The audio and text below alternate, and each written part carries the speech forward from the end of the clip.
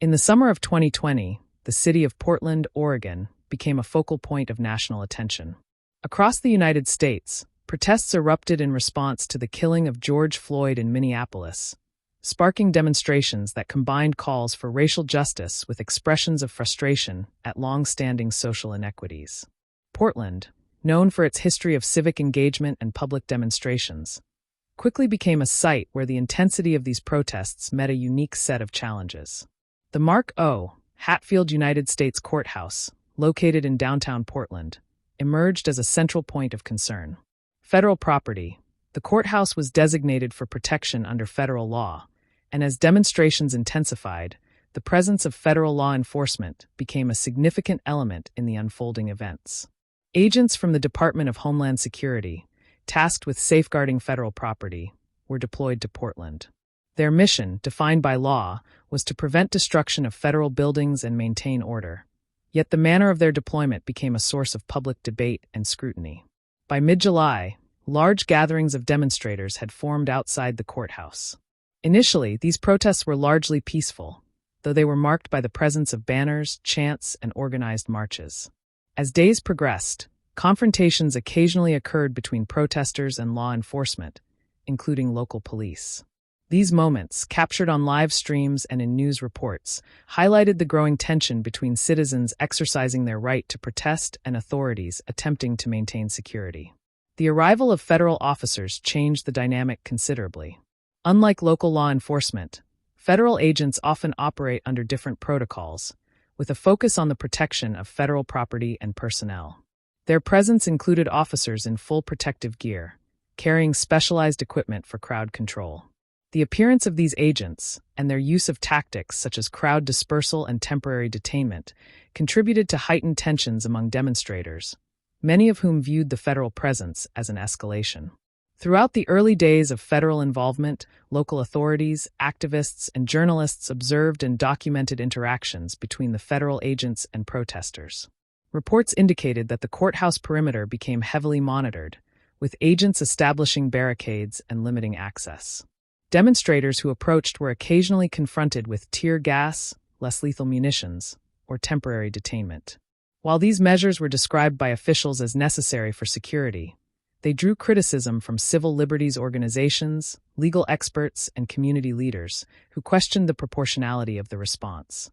In addition to the courthouse, surrounding streets and public spaces became arenas for demonstrations and counter-demonstrations.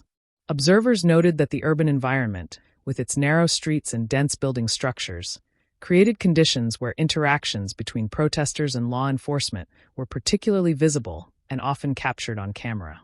This visibility contributed to national attention, as videos circulated widely, documenting both peaceful expression and confrontational encounters. Despite the intensity, most interactions did not result in permanent injury or fatalities. Law enforcement agencies emphasized that their operations were designed to prevent escalation while protecting federal property.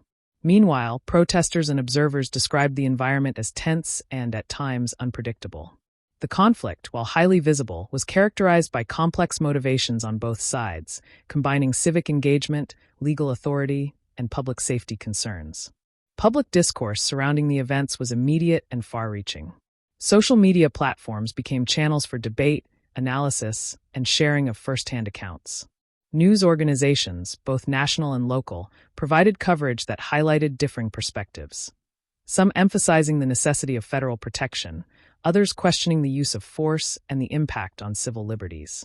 The conversation extended beyond Portland, engaging policymakers, scholars, and citizens across the country in discussions about the balance between security and rights, the role of federal law enforcement in cities, and the broader context of protest movements in the United States. As days turned into weeks, the sustained presence of federal agents, coupled with ongoing demonstrations, established a prolonged period of heightened attention in Portland. Observers noted that while the overall aim of federal deployment was the protection of property, the visible impact of these operations became a central narrative in the unfolding story. The events at the courthouse symbolized a larger national debate about the use of federal power, the right to protest, and the responsibilities of civic and law enforcement authorities during periods of civil unrest. By mid-July, the atmosphere around the Mark O. Hatfield United States Courthouse had become increasingly charged. Crowds gathered nightly, drawing residents, journalists, and activists from across the region. The composition of demonstrators was diverse, reflecting a broad cross-section of citizens united by a common purpose: expressing dissatisfaction with systemic inequities. Many participants adhered to peaceful practices, while a smaller fraction engaged in confrontational tactics, testing the limits of law enforcement response. Federal agents maintained a visible presence. Clad in protective equipment and stationed strategically, officers monitored movement and established controlled access points. Their operational focus centered on preventing damage to federal property and ensuring the safety of personnel. As their visibility increased, the perception of escalation intensified among demonstrators. Observers noted that even minor interactions, such as the removal of barricades or temporary detainment of individuals, were amplified through media coverage, contributing to a perception of heightened tension. Tactics employed by federal officers included crowd management strategies designed to limit risk to both demonstrators and property. These measures, while intended for protection, were interpreted variably by those on the ground. Some viewed them as necessary enforcement, others as excessive intrusion into civic space. This divergence in perception fueled ongoing debate about appropriate boundaries between federal authority and local governance.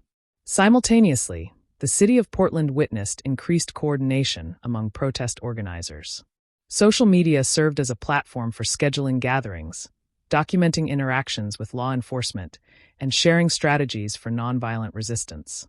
Footage captured on smartphones and live streams highlighted moments of collaboration and confrontation alike, providing a comprehensive visual record of events.